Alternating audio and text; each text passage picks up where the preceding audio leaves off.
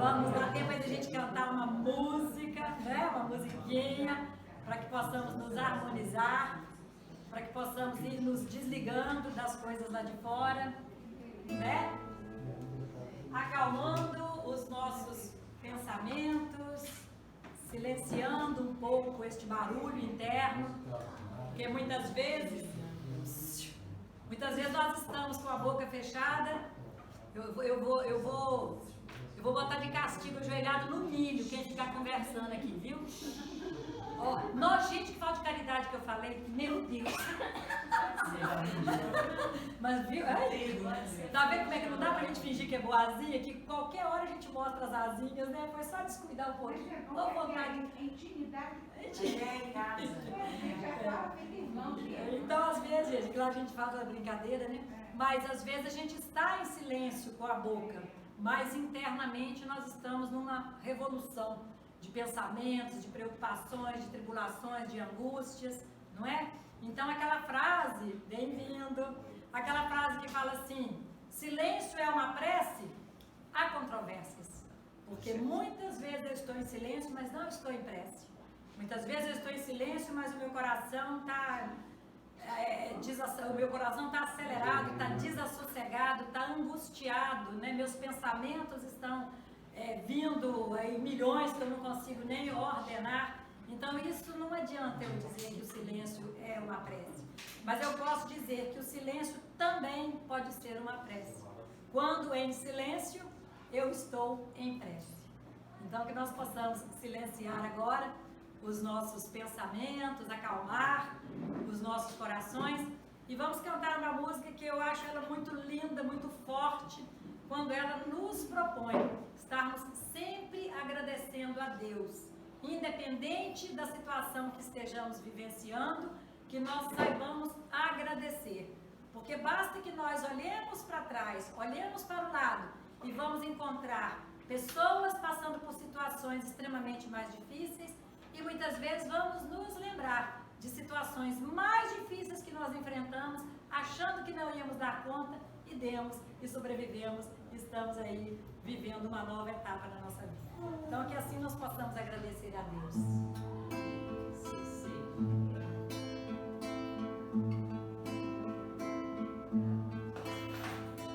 Quando a sombra da tristeza cobrir seus sonhos de ventura, quando você quiser chorar diante da taça da amargura,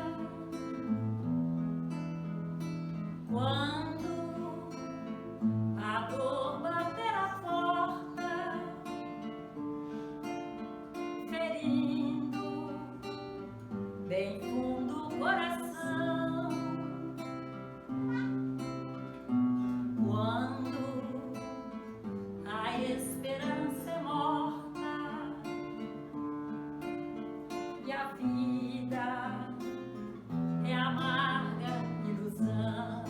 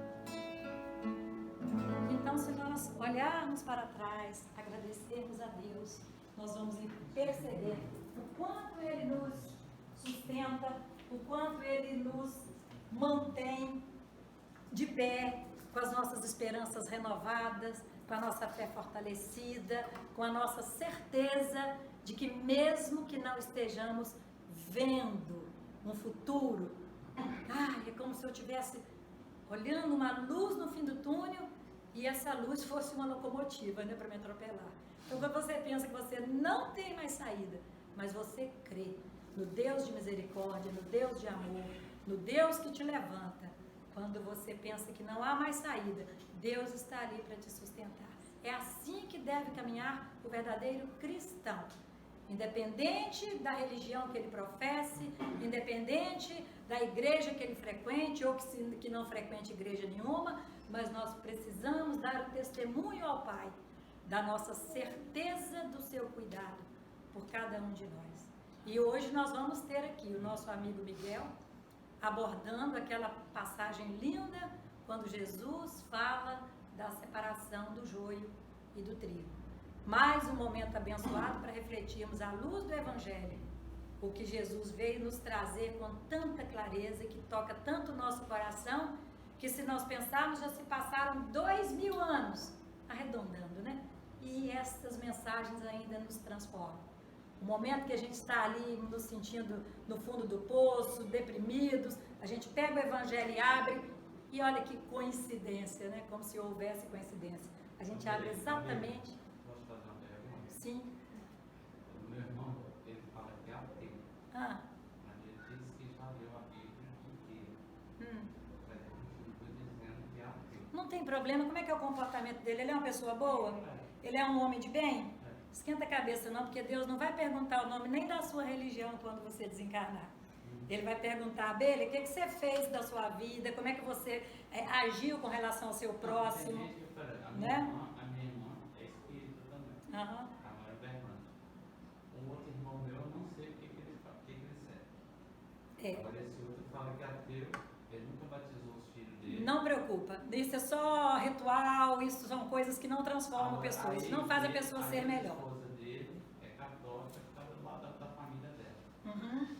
Não preocupa com isso, né? Então assim, não esquenta a cabeça não. Que eu mandava aquelas negócios boa noite, sim.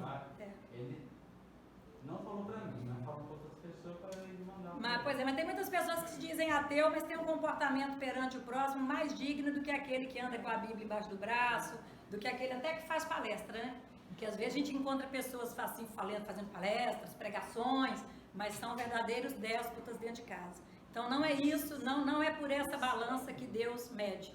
Qual o título que você teve aqui na terra, qual religião que você frequentou, qual igreja que você construiu, não. Ele quer saber o que você fez com as virtudes que existiam latentes em você e que você se esforçou para manifestar. Quando ela descobriu que eu estou seguindo a parte espírita, ela jogou para sempre e falou, olha, nunca questionei essa religião, só não tem nada de mim. Beleza. Então, gente, assim nós vamos abrindo a nossa mente, não é mesmo? E percebendo o quanto é importante nós darmos conta das nossas escolhas. Agora, a escolha do outro é do outro. Se o outro não quer crer, se o outro não quer caminhar com você, se o outro não quer buscar um caminho que você acha que seria mais seguro para ele, não esquenta a cabeça. Deus, nosso Pai, cuida de todos nós, acolhe a todos, ama a todos indistintamente, não é? E a gente não deve se preocupar nem se aborrecer pelas escolhas que o outro faz, porque é o livre-arbítrio, não é mesmo? Então Jesus respeitou o nosso livre-arbítrio, Deus respeita o nosso livre-arbítrio, não condenemos, não julguemos, cada qual seguindo o seu caminho. Você acha que, por exemplo, eu vou falar, tem tanta linha de entendimento de religião, aí ele fala, você sabe qual que é a certa? Ah, sabe qual que é a certa? Eu sei. Sabe qual que é a certa? É aquela religião que faz você se tornar uma pessoa melhor. Então, se você está na igreja católica e o catolicismo está te respondendo a todas as suas perguntas, está fazendo com que você reflita nas suas ações e se torne melhor, então a católica é melhor para você. O outro está lá na evangélica, está cantando, está louvando a Deus, né, está glorificando o Pai, está fazendo bem, a evangélica é melhor para ele. Aí na cidade dentro da igreja é uma cachorra. Oi? Na cidade dentro da igreja é uma cachorra. Pois é, então é isso aí, é cada qual caminhando, né, de acordo com as suas escolhas. E, gente, quando nós temos essa postura de só nos preocuparmos com o que nos cabe, a gente vive mais feliz. A gente aprende isso muito com os psicólogos da vida aí, né, Miguel? As terapias ajudam muito a gente nesse posicionamento, porque a gente sofre quando a gente quer mudar o outro. E a gente não consegue mudar o outro, não é? Então, para nós não delongarmos, né, porque nós temos um momento agora de reflexão maravilhosa com o Miguel, rapidinho mesmo? Rapidinho, eu só queria perguntar, porque a gente que somos espíritas, a gente faz pesquisa, eu tenho vontade de pesquisar todas as religiões do mundo. E aquela muçulmana que usa um bom vestido? Então se a gente somos espíritas e a gente gosta de pesquisar todas as religiões, a gente vamos usar a internet e pesquisar sobre os muçulmanos também, né? Para compreender e saber que são também nossos irmãos. E que Deus os ama e que serão luz um dia, serão anjos, serão espíritos puros como nós também estamos caminhando para ser, né? Amém. Então, gente, nós vamos pedir ao seu Wallace, com muito carinho, que ele possa fazer por nós a prece, para que nós possamos iniciar o nosso momento de louvar a Deus, agradecer a Deus, dar a Deus o testemunho de que nós estamos buscando seguir os passos de Jesus, que Ele não encaminhou o seu Filho à terra em vão, que tudo que aqui Ele deixou está até hoje tocando o nosso coração para nos incentivar a uma mudança, a uma busca por uma vida melhor, por sermos seres humanos melhores, mais justos, mais dignos, cumprindo a lei de Deus, ok? Deus, nosso Pai, Jesus, nosso irmão maior, aqui estamos reunidos nessa noite em nossa casa de oração, no nosso ponto de luz. No momento que aqui adentramos, sentimos a presença amiga de discípulos vossos, mestre querido, Meigo Nazareno. Sentimos a presença de espíritos bondosos que antecedem sempre os nossos trabalhos na preparação do ambiente. Cada um que aqui chegou recebeu as dádivas trazidas por essas entidades queridas que buscam sempre a paz e o auxílio a cada um de nós. Caminheiros nessa estrada da vida.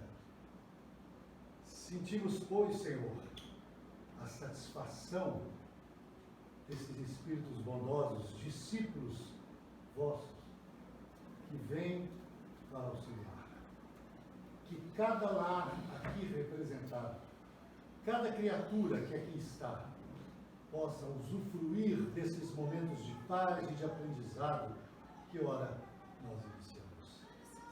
Que a bondade dos céus, aquela que emana de Deus, que vem através dos espíritos bondosos, coordenadas por Jesus, nosso Mestre, esteja com cada um nessa noite, buscando sempre a evolução, o crescimento espiritual.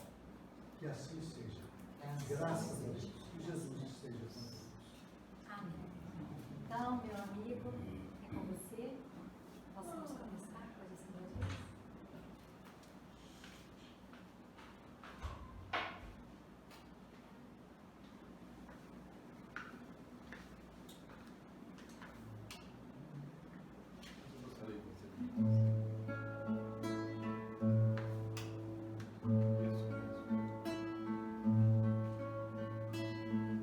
Não podia ser outra que aquela canção onde nós nos reportamos ao médico de homens e de almas, para que venha nesta noite curar as nossas dores.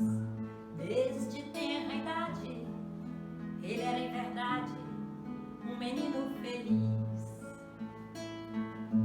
pois tinha aceitado nosso mestre amado com tal devoção, e mesmo sem ter visto o iluminado Cristo, foi para ele um misto de felicidade, pois a caridade fluía de dentro do seu coração. Saía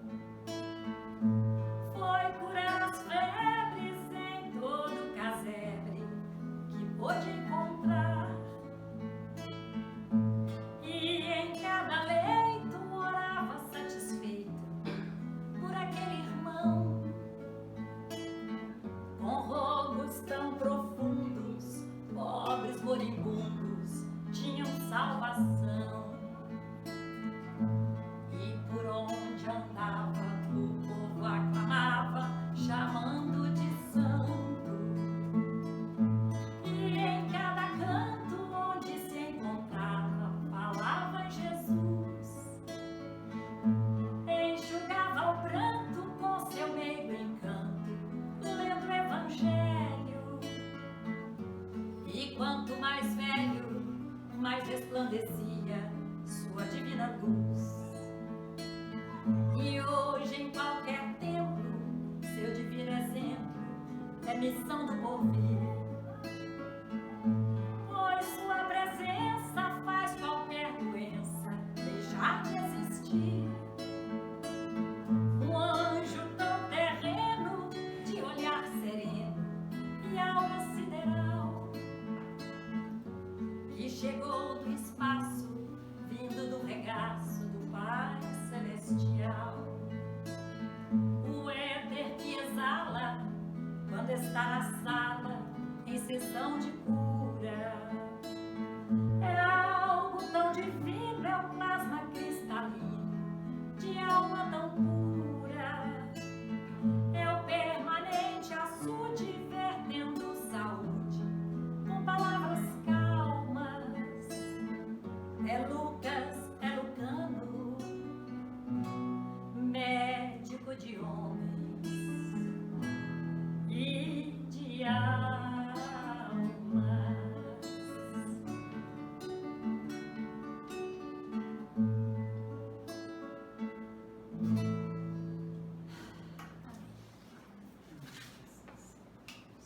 Meus queridos irmãos, boa noite. Que a paz do nosso Mestre Jesus, nosso divino Rabi, possa nos envolver nessa noite. O objetivo de nós estarmos hoje falando sobre a parábola do joio e do trigo, essa parábola, ela complementa, digamos assim, no meu entender, um pouco a parábola do semeador. Eu coloquei aqui para vocês verem o que é o joio e também o que é o trigo. A imagem do trigo e a imagem do joio. Que todos nós às vezes falamos do joio, mas nós não sabemos o que é o joio. Nós sabemos o que é o trigo, mas o joio é aquilo que é arrancado. Eu gostaria de convidar os nobres irmãos a imaginar Jesus há 2000 anos atrás, entrando em um barco, e esse barco, ele contando essas parábolas. Quando ele termina de contar a parábola do semeador, logo após, ele também fala da parábola do joio e do trigo. Verão que a parábola do joio e do trigo dá uma explicação do terreno em que a semente cai. Por isso é importante que a gente imagine o Cristo fazendo isso. Ele entra em um barco por conta do número de pessoas que já estavam à sua volta e, portanto, ele achou melhor entrar no barco e do barco ele contar estas parábolas. Então,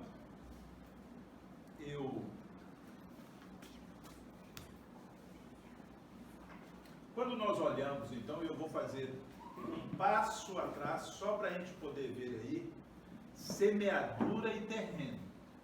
Essa partezinha, ela está na parábola do semeador. Eu só peguei a especificidade do terreno, as características do terreno. Eu não vou ficar falando da parábola do semeador. Mas é importante que entendamos como que se deu esse plantio. Pé do caminho. Era uma estrada bem à beira de onde havia a plantação. Essas são as pessoas que ouvem a palavra, mas não entendem. Elas estão à margem. O terreno dos pedregais, está aí. A pessoa ouve a palavra, entende com alegria, que quando é chegada a angústia e a perseguição, ela se ofende. Então ainda não é um terreno propício. Observamos o terceiro terreno, o terreno do espinheiro. Ele ouve a palavra, mas os cuidados com o mundo externo, as preocupações materiais, causam um certo sufoco. E essa palavra também, ela não frutifica. Essas explicações são dadas por Jesus. Muito bem. O quarto terreno é a boa terra. Ele ouve, compreende a palavra e dá fruto. E um produz 100, o outro produz 60 e o outro produz 30. Aí nós queremos entender um pouco isso.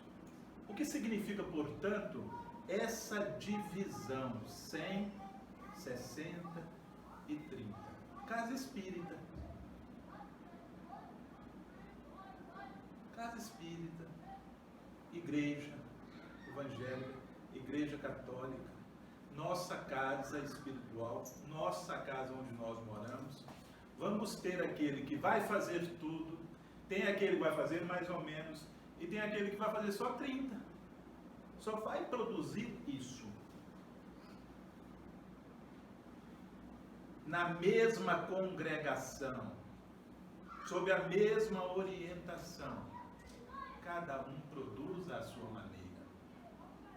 Então é importante respeitar essa diversidade, essa produção.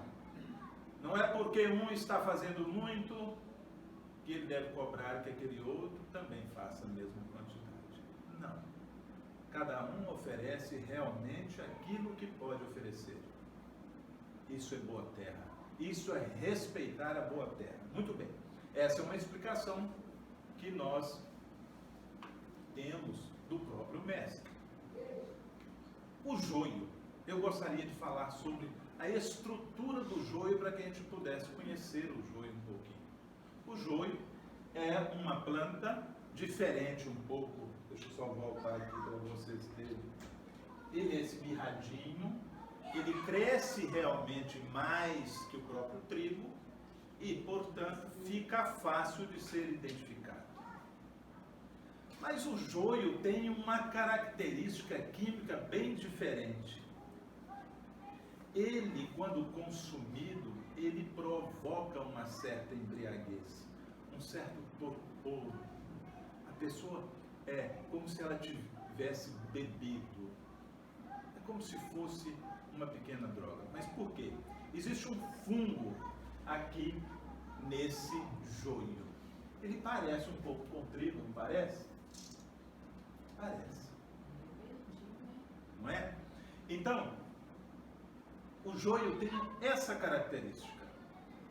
O Mestre Jesus é que vai nos trazer também essa informação. Mas eu gostaria de ler para vocês a parábola, se vocês não conhecerem a palavra na íntegra. Todo mundo conhece? Não? Então nós vamos ler falar sobre essa parábola. Ele compara o reino dos céus, é semelhante ao homem que semeia a boa semente no seu campo. Interessante isso. Boa terra, não é isso? No seu campo, boa terra. Vai produzir, veja aí. Mas dormindo os homens, veio o seu inimigo e semeou o joio no meio do trigo e retirou-se. E quando a erva cresceu e frutificou, apareceu também o joio. E os servos do pai, de família, indo ter com ele, disseram-lhe: Senhor, não semeaste tu no teu campo boa semente? Por que então joio? E ele lhes disse: um inimigo é quem fez isso. E os servos lhes disseram: Queres, pois, que vamos arrancá-lo? Ele, porém, lhes disse: não. Para que ao colher o joio não arranqueis também o trigo com ele. Deixai crescer ambos juntos até a ceifa. E por ocasião da ceifa, direi aos ceifeiros: colhei primeiro o joio e atai-o em molhos para o queimar, mas o trigo ajuntai no meu celeiro. As parábolas de Jesus, ela tem essa objetividade de fazer uma linkagem, ligar você a uma situação, a um momento moral. O Cristo usava desse meio de comunicar por conta que ele queria atingir cada pessoa a 100, a 60 e a 30 também. Cada pessoa, ao ouvir a parábola evangélica, entenderia a sua maneira. Observamos, se eu só tenho um potencial de 60 e eu utilizo esse 60, eu, portanto, usei o quê? 100%. Se eu usei 30, que é o meu potencial, eu usei o quê? 100%. Se eu usei 100 e eu tenho um potencial de entendimento e posso fazer, eu também usei 100. Nós só usamos, ele utiliza uma gradação, mas não é para colocar as pessoas uma melhor do que a outra. Não, não é essa a função do Cristo.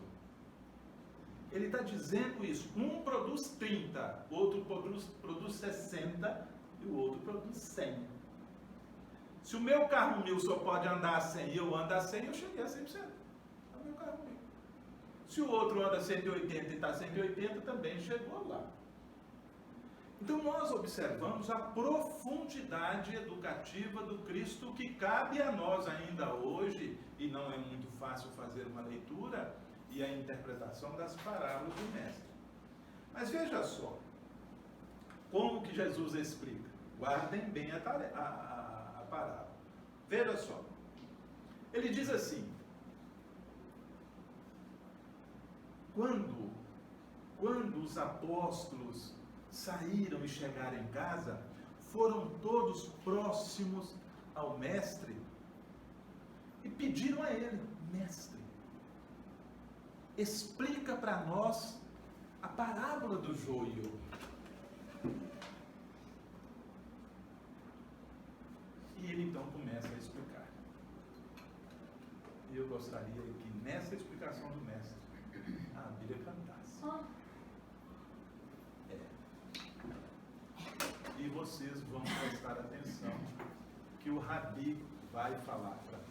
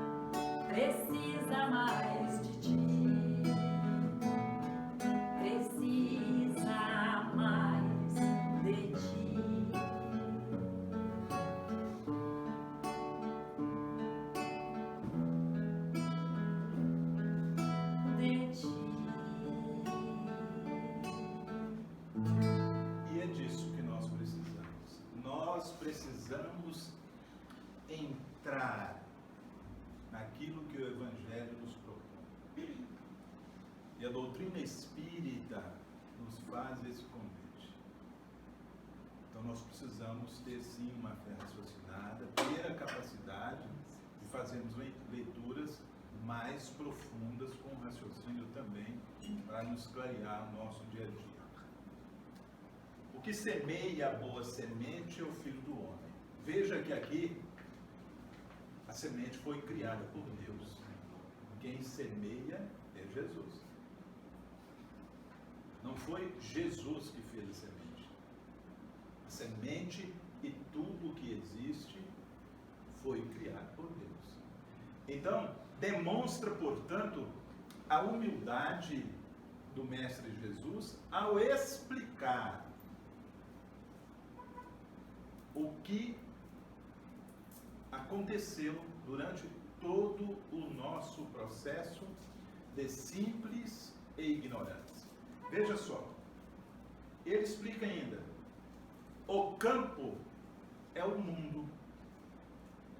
Isso ele está falando para os seus apóstolos.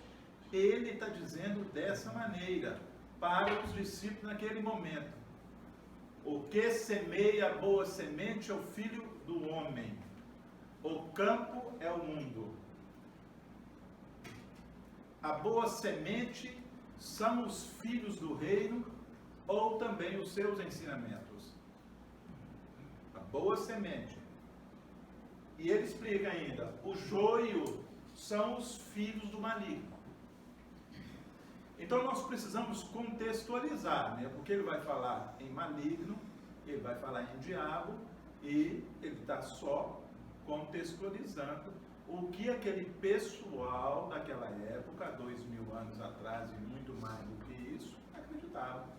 Acreditava no maligno, acreditava no diabo, e era importante que Jesus seguisse também para não fugir tanto e as pessoas fazerem as pequenas alterações na sua forma de entender.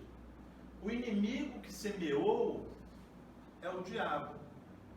A doutrina espírita vem nos explicar sobre essa questão do diabo, né? Então nós sabemos que são os nossos irmãos que às vezes nos querem algum mal, alguma dificuldade.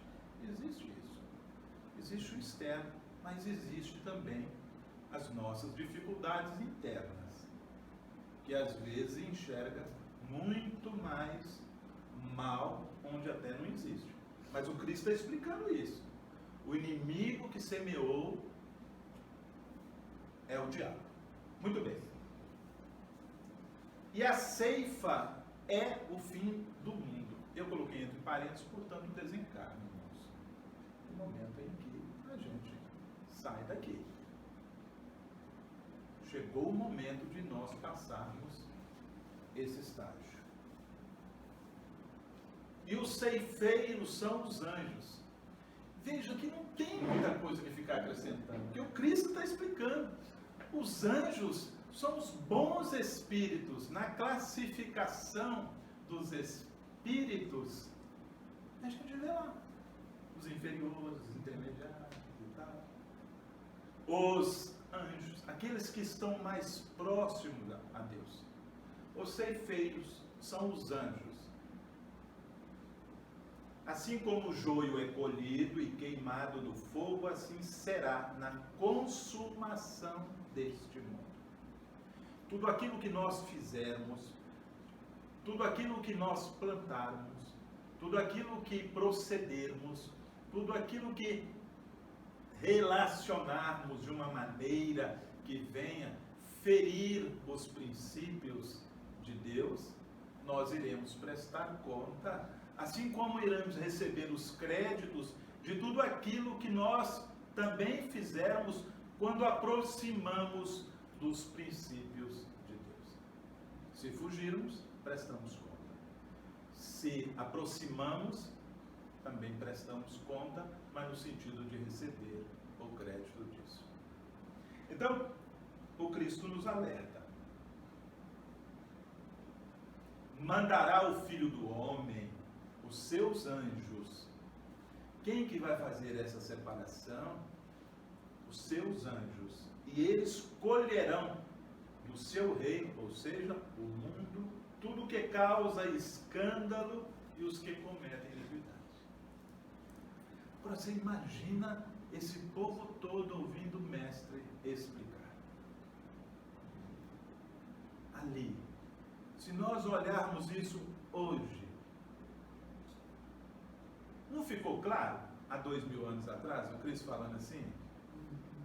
Por que é que nós estamos aqui então? Nós ouvimos isso lá. E estamos ouvindo aqui. Qual que é a dificuldade de nós fazermos a separação do joio, daquilo que nos envenena, daquilo que nos incomoda? Qual que é a dificuldade? Continuamos ainda da mesma maneira. Alguns passos, mas damos vários passos ao longo do dia, ao longo de todo o nosso processo, sendo às vezes joio, nos embriagando alguém, nos intoxicando alguém que está do nosso lado, criando fantasias, trocando de ilusões, criando um mundo imaginário que às vezes ele não se sustenta. Esses são os joios que nós vamos encontrando e produzindo, autoproduzindo, e que nem você e nem ninguém poderá alimentar dele. Só se nós tivermos uma deficiência de caráter tão grande que vamos imaginar que o que nós estamos fazendo de errado, os outros precisam acreditar que é certo. Mas é importante nós observarmos por que é que existem essas pessoas que querem empurrar o joio em nós. E por que é que nós aceitamos? Porque muitas das vezes nós não temos a estrutura. Às vezes nós somos aquele terceiro terreno, ou segundo terreno. Lembra da semente do pedregulho? Às vezes nós estamos ali. Em qual terreno nós estamos?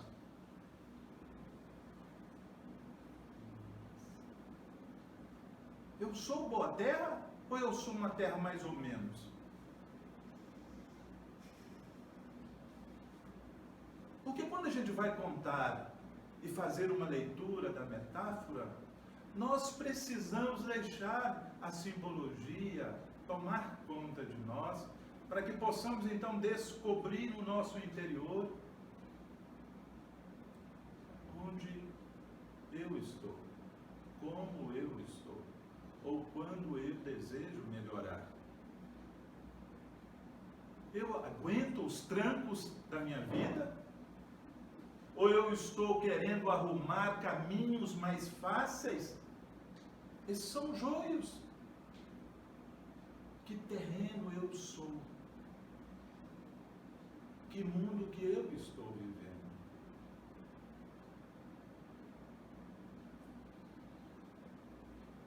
Mas nós observamos ainda o seguinte, que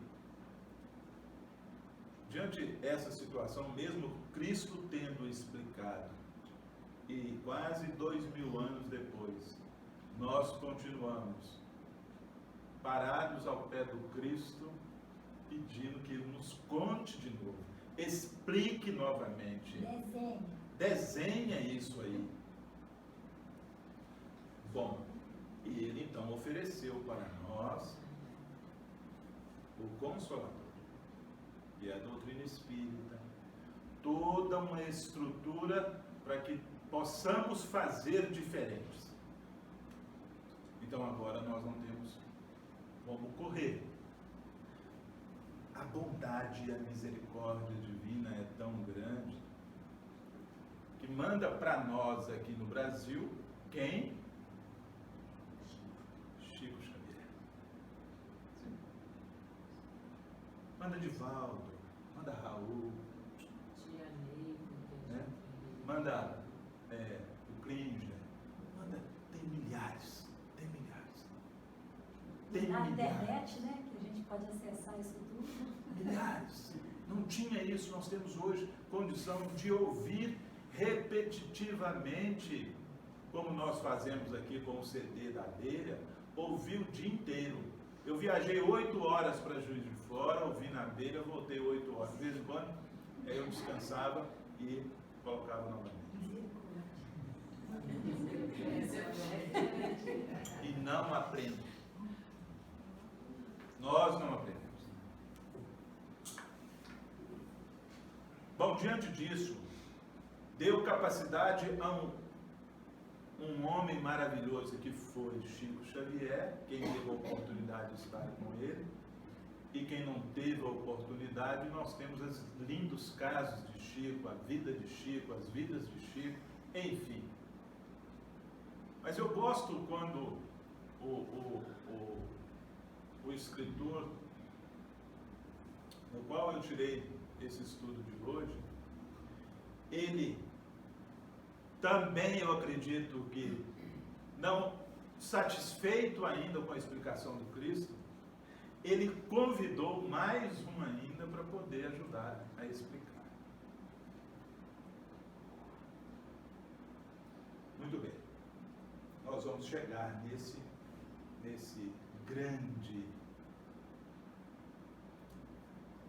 grande espírito que nos cutuca o tempo inteiro para a gente tentar entender ainda o que o Cristo está dizendo. Ainda na explicação do Cristo, e lançá-los, porque os molhos na fornalha de fogo, ali haverá pranto e ranger de dentes. Muito bem. Então os justos resplandecerão com o sol no reino do seu Pai. Porque o trigo vai fazer sombra em nós. Se nós não arrancarmos, se nós não tivermos, portanto, essa capacidade de arrancar o joio, nós nos perderemos no caminho. Porque deixaremos o joio nos sufocar. Deixaremos o joio transformar, às vezes, naquela situação espinhenta na nossa vida. E a pergunta que eu quero continuar lembrando, que terreno eu sou?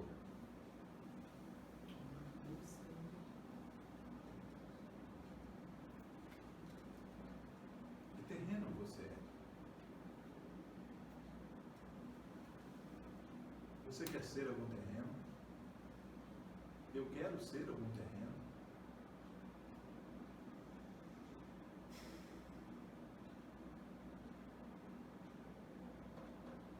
Quem tem ouvidos de ouvir.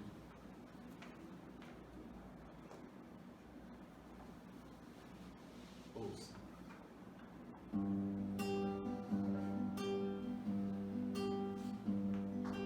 Caminheiro no caminho, em busca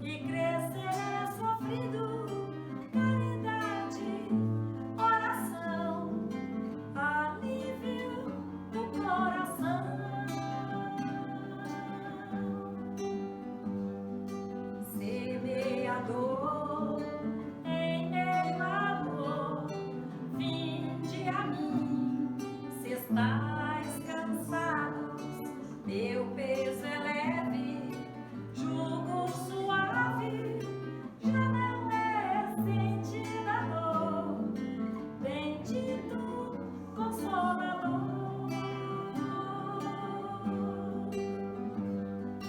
semeador, em meu amor, vinde a mim, se estáis cansados, meu peso é leve, jugo suave, já não é sentida a dor, bendito Consolador.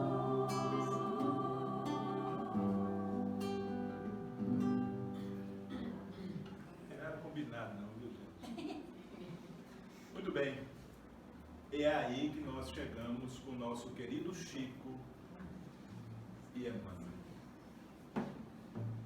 Emmanuel, portanto, vem esclarecer ainda mais, nos momentos mais atuais, o que o Cristo quis nos dizer sobre tudo isso. Porque muitos daqueles que estão no primeiro terreno, ou no segundo terreno, ou no terceiro terreno, com certeza vai dizer assim, pô, mas foi 2000 anos atrás.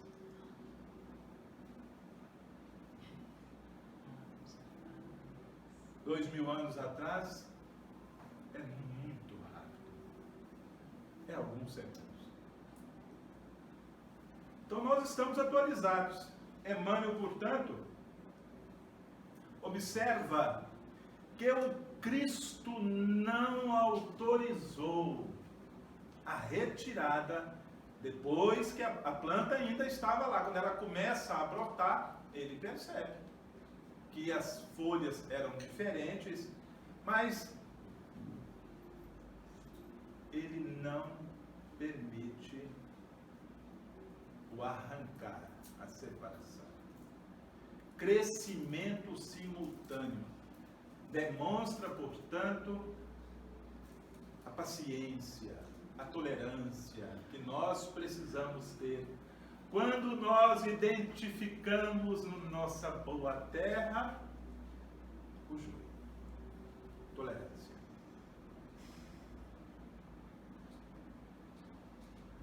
Quantas vezes nós gostaríamos de arrancar e nós precisamos tolerar? Tolerância celeste, não é a tolerância do nosso dia a dia. Emmanuel frisa isso. Tolerância celeste.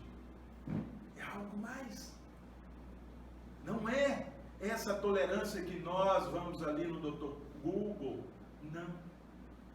Precisa receber uma pitada divina, celestial, para que realmente possamos trabalhar isso. Emmanuel ainda nos esclarece que o Cristo dá oportunidade. Ele não subtraiu o crescimento do joio.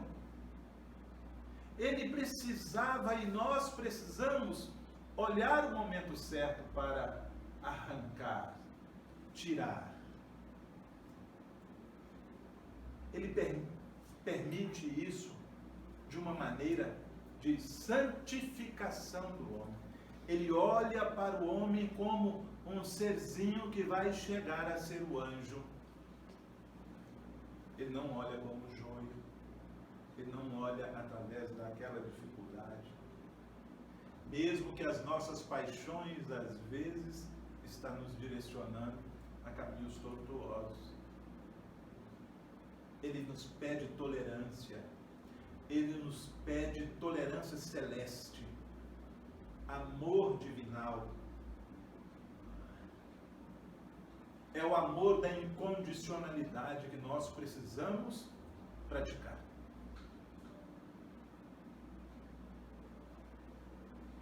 Olha o que Emmanuel, portanto, bem atual, está nos dizendo. Ele é paciente, pacientemente examinado por seu infinito amor. O amor do Cristo é infinito. Até quando a ceifa acontece, tem as justificativas. E nós, às vezes, não temos justificativo para ter a cara feia, para admitir um mau humor.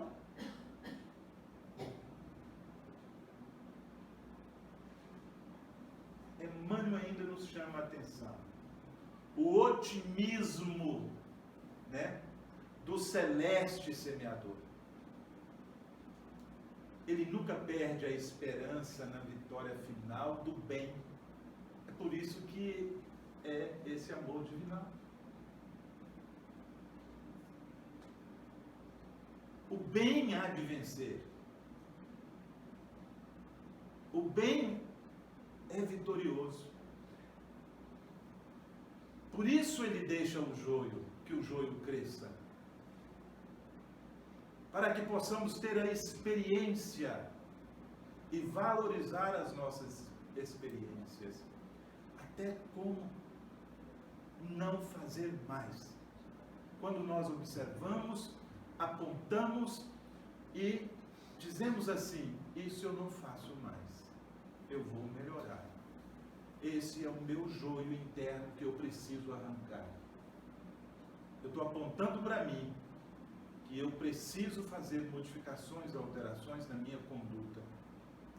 E quando eu consigo fazer alterações da conduta, eu começo a trabalhar o meu comportamento até ele virar um hábito, o hábito de fazer o bem. Quando eu consigo fazer essa mudança, ou seja, essa transmutação do mal, espera lá, eu preciso alterar isso aqui. Eu estou ficando muito irritado sempre, eu preciso treinar isso aqui. Porque quando nós estamos com o joio, nós sabemos que queremos o trigo. Como vou fazer? Não vou me permitir intoxicar. Muito bem. O campo do Cristo é a região de atividade incessante e intensa. Incessante e intensa. Não para. Não é mudar uma atitude hoje, um comportamento, e deixar esse comportamento transformar em um hábito e não querer mais evoluir. Precisamos evoluir mais. Precisamos deixar que as nossas asinhas angelicais apareçam. Então o trabalho é incessante, constante, a todo instante, a todo momento, na hora que você levanta, na hora que você deita, na hora que você está ouvindo. Como a Bíblia disse lá no início, às vezes a boca está silente, mas o coração está andando a 200 por hora. Então, há uma separação interna que nós não damos conta, por isso adoecemos. Eu preciso trazer isso para se transformar único, eu cuidar de mim. Às vezes eu tenho todos os recursos do mundo e ainda não estou satisfeito.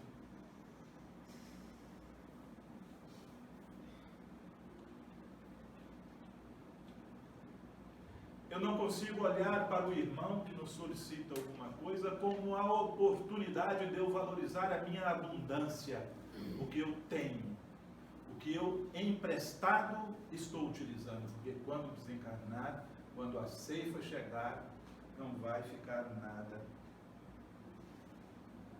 Jesus manda aplicar processos defensivos. Agrotóxico?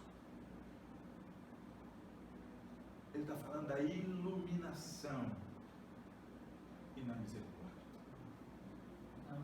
Esse é o processo defensivo que Jesus nos orienta, nos alerta.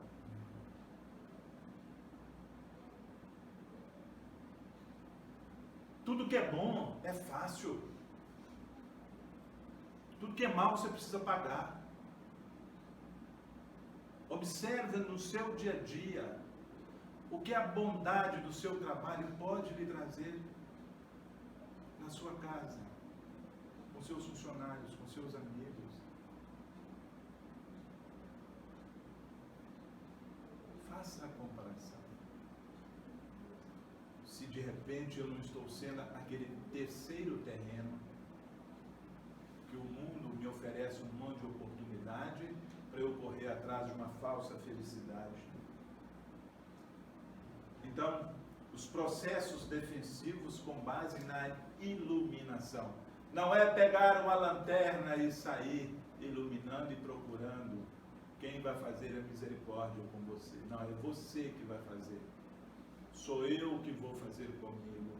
Eu vou deixar o Evangelho, a doutrina, me dar uma puxada, fazer eu ficar com vergonha, como eu tenho sido. Olha bem, tempo e a bênção, misericórdia e iluminação. Se eu tenho misericórdia e tenho iluminação, o tempo e a bênção vão agir vagarosamente, porque eu fico observando uma pequena planta que eu plantei em frente ao meu consultório. Se dependesse de mim, ela já estava dando a sombra lá na minha porta. Mas todos os dias eu tenho que chegar, conversar com ela e dizer a ela: eu respeito você. Você vai levar o seu tempo que é necessário. Observa algumas coisas que estão à sua volta. Nós precisamos aprender a manter relacionamentos e não só projetos. Nós não podemos deixar projetos destruir o nosso objetivo. Quando nós sabemos onde nós vamos, para onde nós estamos indo, como a Bíblia sempre reforça, há momentos em nossa vida, se eu sei para onde eu vou, se eu já sei o meu compromisso, o sacrifício vai me machucar menos. Por quê? Não é mais velocidade. Eu preciso só da direção. Que terreno eu sou?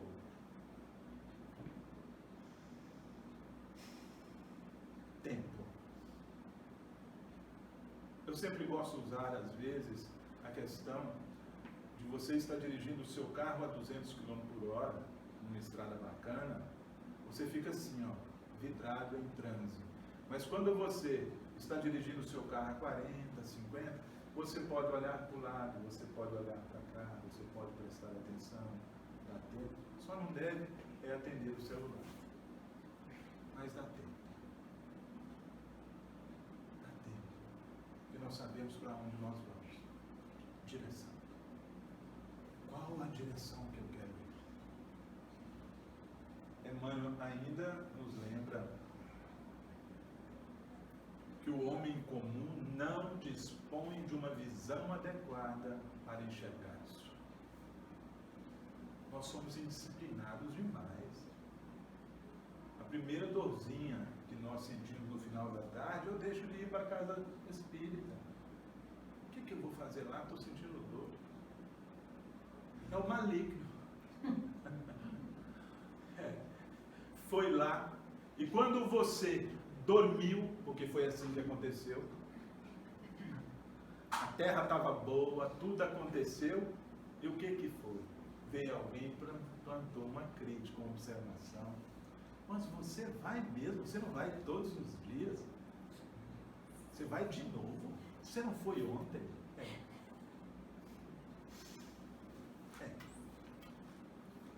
Se nós formos ficar incomodados com isso, é o joio crescendo, nós paramos de vir.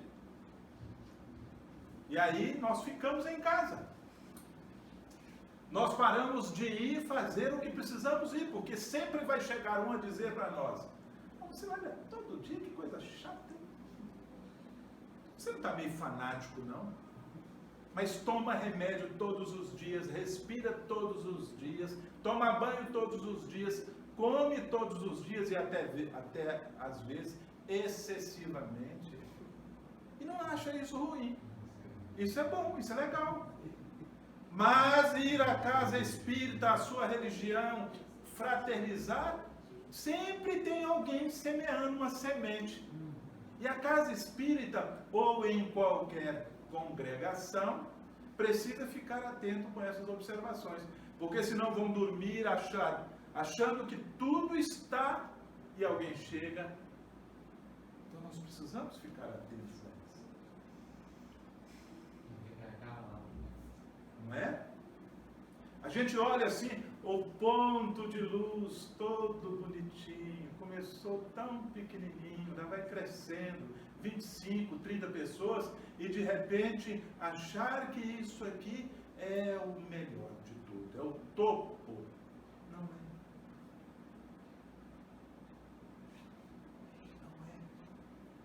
Nós precisamos todos os dias emprestar o nosso trigo para que seja feito pão e muitas pessoas possam alimentar.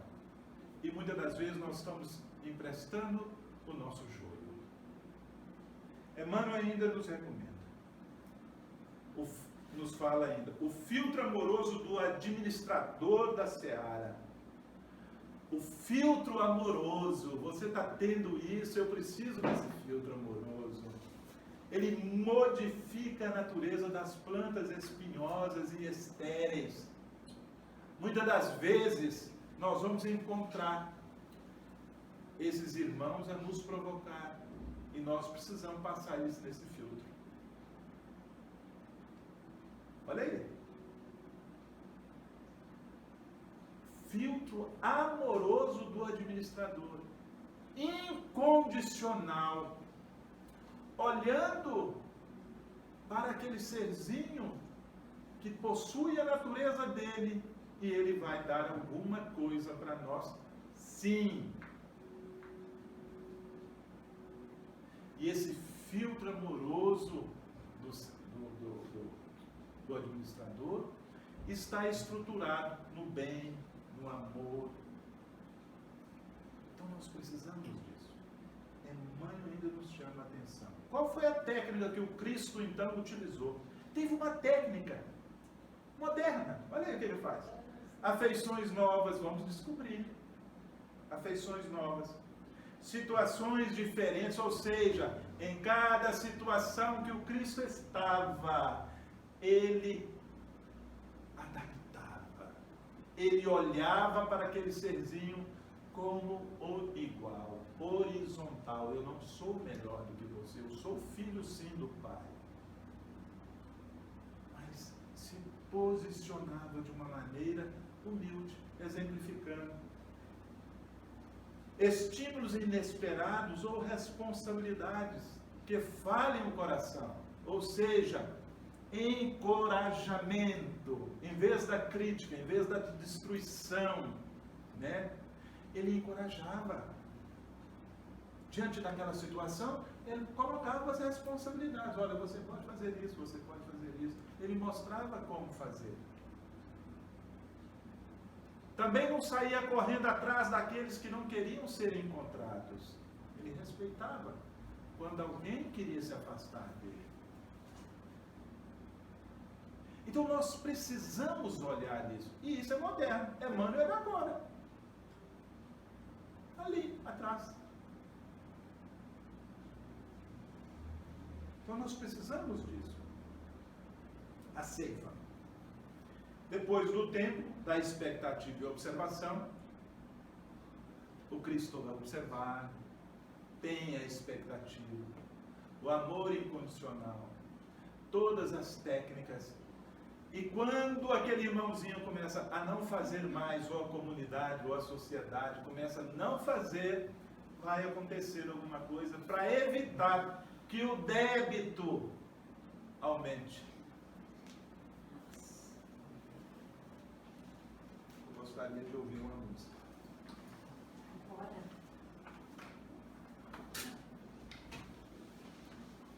Uma que tem muito a ver com você está falando, né?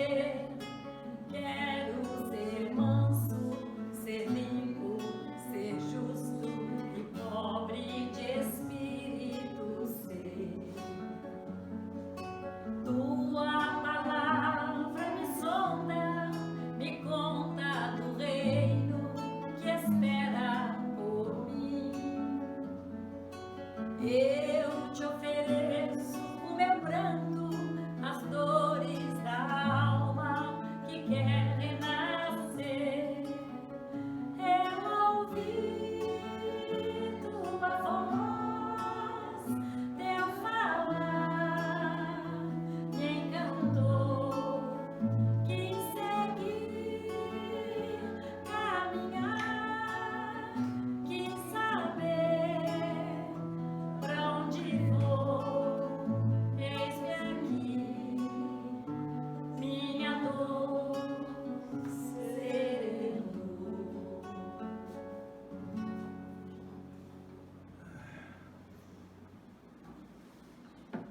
É a colheita. A nossa luz serena. Muito bem. Emmanuel, portanto, fala que o Cristo vai fazer essa colheita de acordo com as sementes. Veja, anteriormente nós dissemos isso. 100, 60 e 30. Ele não disse que quem produz 60 ou 30 não tinha valor. Não. Todos são importantes. É o divino amor dele. Você chegou a 59, você está próximo do seu 100%. Olha que coisa maravilhosa. Você chegou a 30, 29, você está próximo. Venha. Não desista. Continue. Ah, mas o outro produziu 100. Esqueça o outro. Esqueça. Faça o que é importante para você. O outro está fazendo 100, é porque ele pode.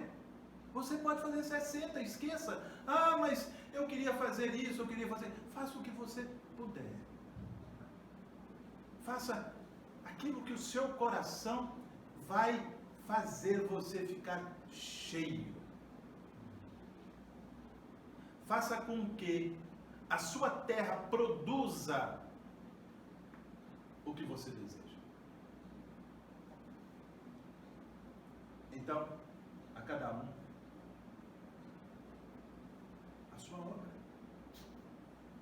Ele não está falando para você, se vai limpar o chão, faça o melhor.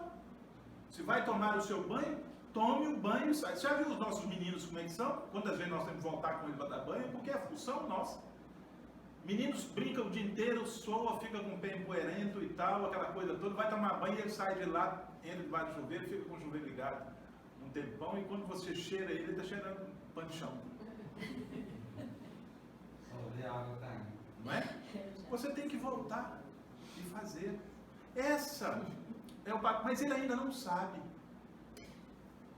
Olha que coisa. Ele ainda não aprendeu a tomar banho.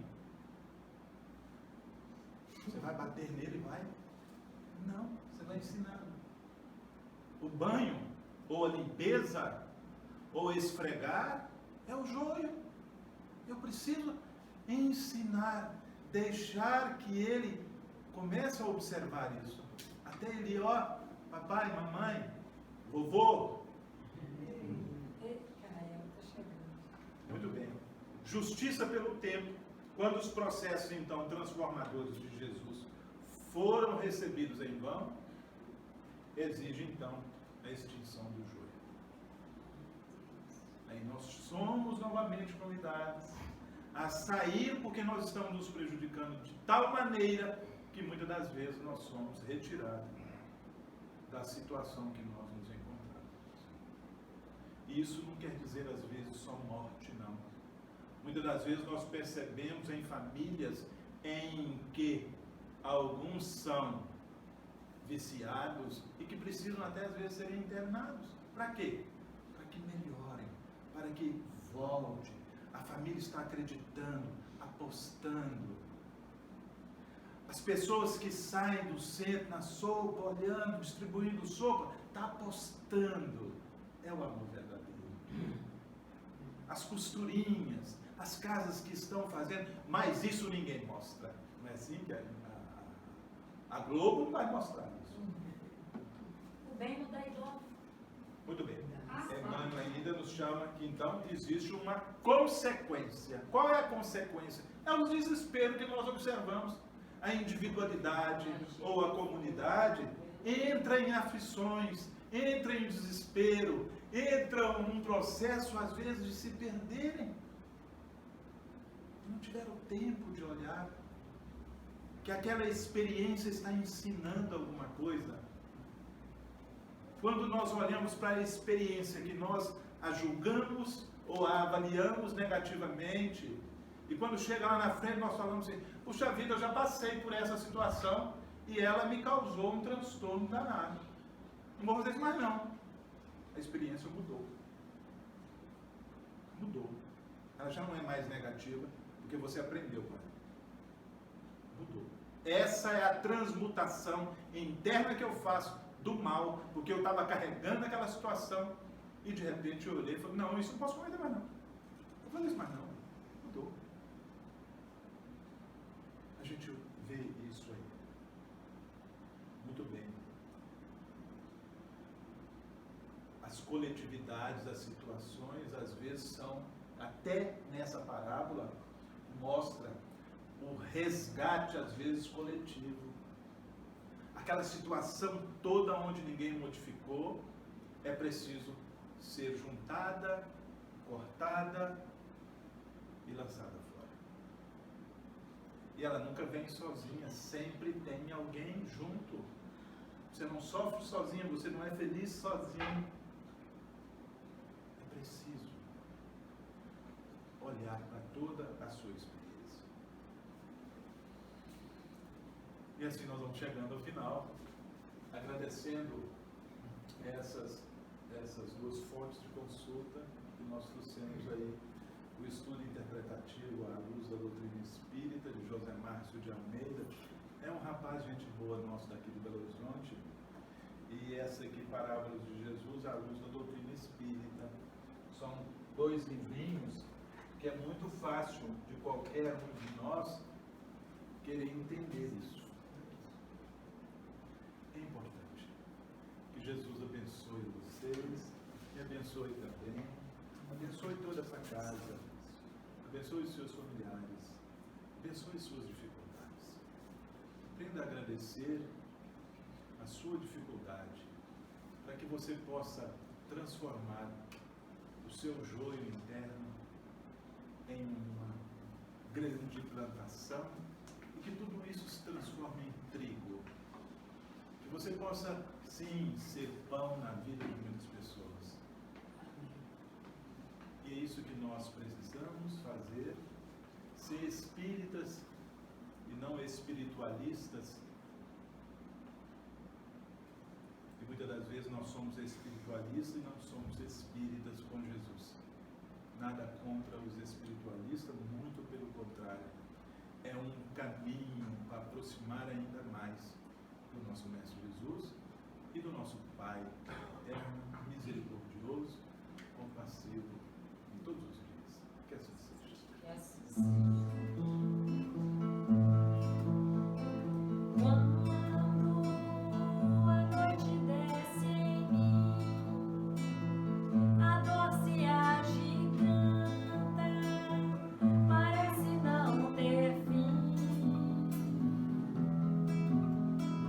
Eu te busco numa prece e sinto as tuas messes descerem sobre mim.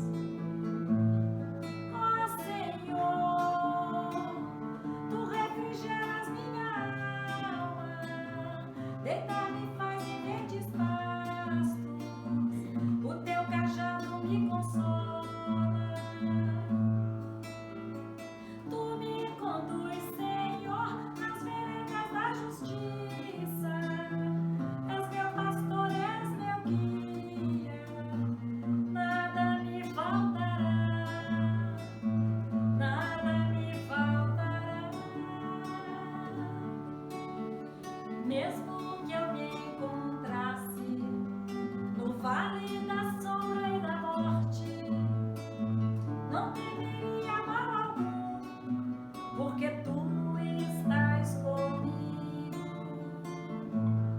Ó Senhor, tu refrigeras minha alma, deitar-me faz viver despasto,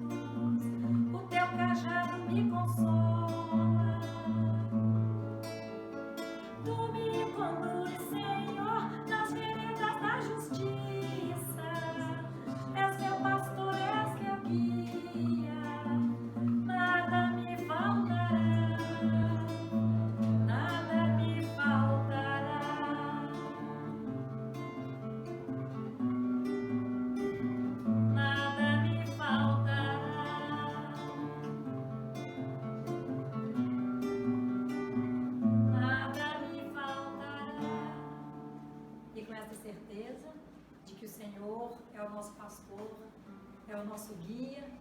Nós vamos agora, então, já na segunda parte dos nossos trabalhos de hoje, pedir aos passistas do ponto de luz que possam se posicionar e vamos fazer aquele movimento de olharmos para dentro de nós mesmos, rogando ao Pai Celestial a misericórdia, para que Ele possa aliviar as nossas dores, para que possa aliviar as nossas angústias, renovando as nossas esperanças e fortalecendo a nossa fé. Nós vamos então fazer a nossa oração ao divino amigo, nosso querido Rabi da Galileia, que possa nos acompanhar neste momento de retorno aos nossos lares, para que lá chegando nós possamos compartilhar com todos que lá se encontram, nos dois planos da vida, desta alegria, desta vibração de amorosidade do Pai que nos envolveu e que nos envolve a cada vez que buscamos esta casa de oração. Então nós vamos pedir que logo após a música, Miguel, por favor, você faça a oração por nós, tá bom? E fiquemos então com o nosso coração sereno, aberto aos eflúvios do Pai, que serão derramados sobre nós através do trabalho incessante e incansável dos benfeitores espirituais que coordenam os trabalhos desta casa.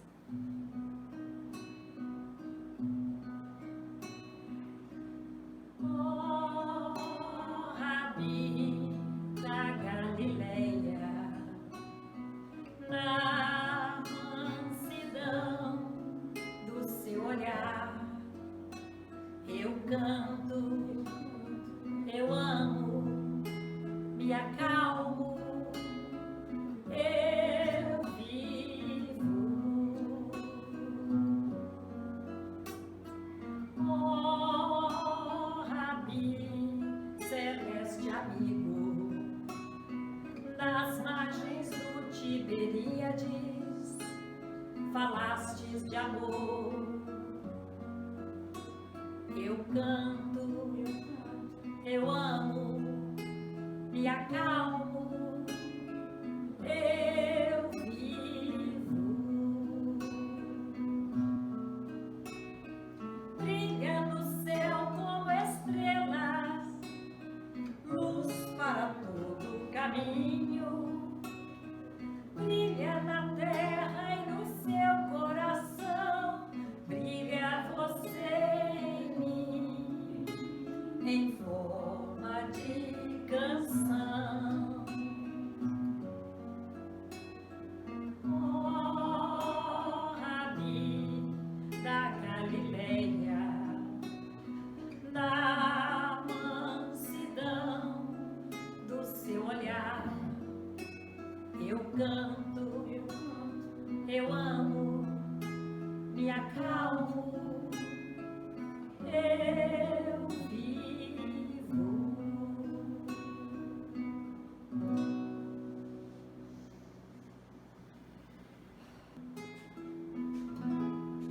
Quanta luz neste ambiente,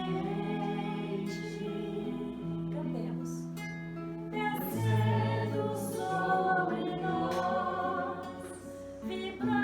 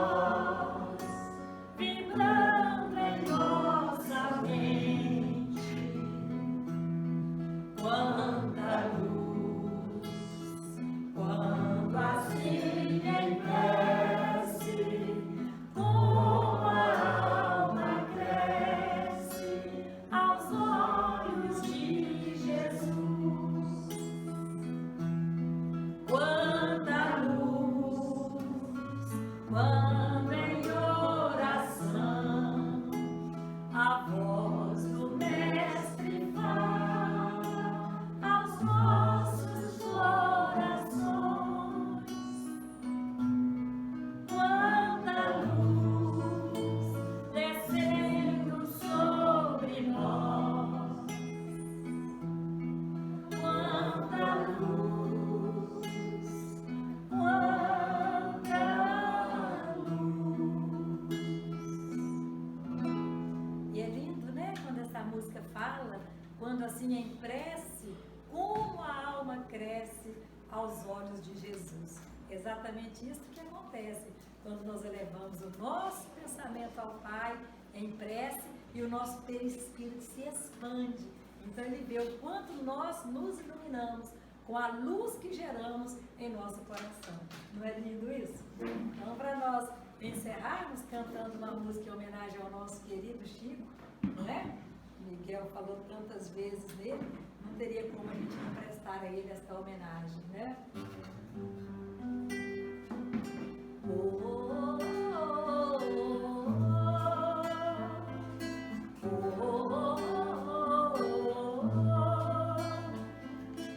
Lápis de luz, mãos de amor, servo de Deus, escravo do Senhor,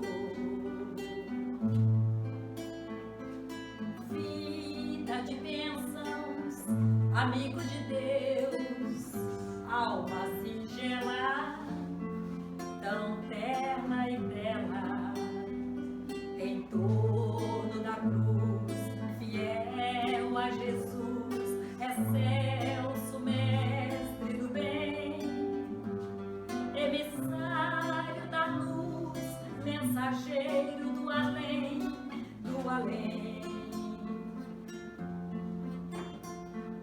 Chico Xavier, cisco de Deus, de Deus,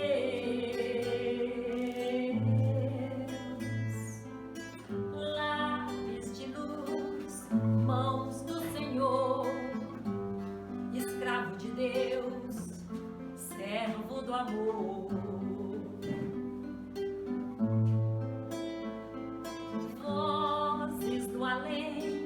Da verdade e do bem, falando aos seus ouvidos, a morte não existe, ante o mal, luta, serve e resiste, quem confia na felicidade, não desiste, em torno da cruz, um lápis de luz, na fé e na paz, fiel a Jesus, a Jesus.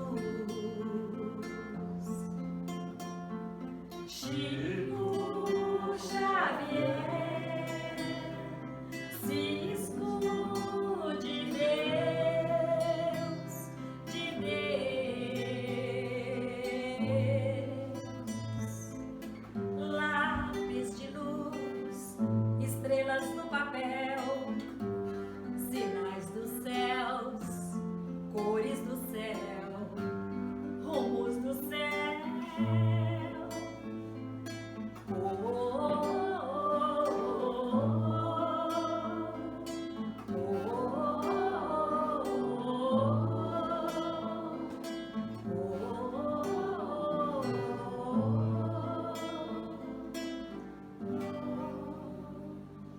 e assim, meus irmãos, com muita alegria do nosso coração, com muita gratidão a Deus, nosso Pai, por ter nos permitido estarmos aqui neste momento, compartilhando este estudo, esta reflexão sobre uma passagem do Evangelho que Jesus nos trouxe. Nós não vamos dizer que somos privilegiados, porque nós sabemos que não existe privilégio, é cada qual segundo suas obras, não é mesmo? São só consequências do que nós escolhemos, das nossas escolhas, então sem castigo, sem recompensa, consequência. Mas por nós termos esta oportunidade, nós temos que agradecer muito a Deus, porque nós conseguimos vencer o inimigo, nós vencemos o maligno.